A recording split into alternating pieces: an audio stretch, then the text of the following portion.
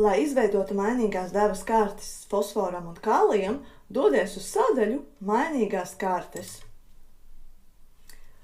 Klikšķini uz opcijas Izveidot mainīgās devas karti.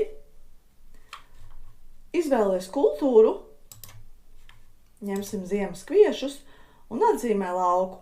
Var atzīmēt vairākus laukus vai vienu lauku. Spied uz pogas Tālāk. Un kā avotu izvēlies augsnes analīžu kartes, jo fosforam un kālijam mēs izmantosim šo opciju.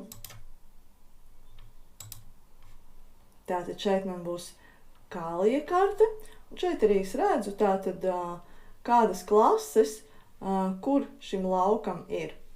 Spiežam uz pogas Tālāk.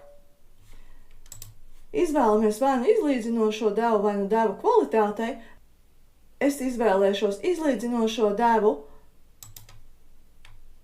Izvēlamies produktu, tātad kālijs. Ņemšu kālija chlorīdu.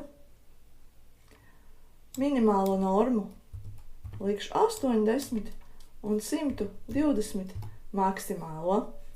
Spiežam ģenerēt karti. Un lūk, mēslošanas karte ir uzģenerēta.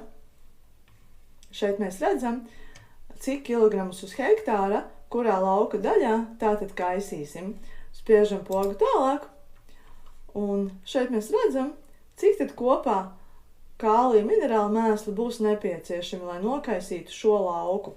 Šeit vēl ir opcija devas pamainīt, ja to vēlamies darīt.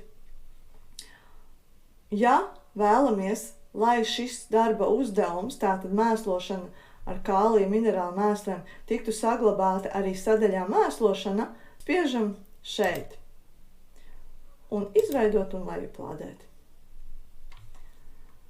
Atzīmējam formātu, kāds mums ir kaisītāja terminālis. Ņemšu vienkārši šeit un spiežam lejuplādēt. Lejuplādēto dokumentu ar flešu pārnesam uz kaisītāja termināli un izmantojam šo mēslošanas karti, lai kaisītu kāliju ar mainīgo normu.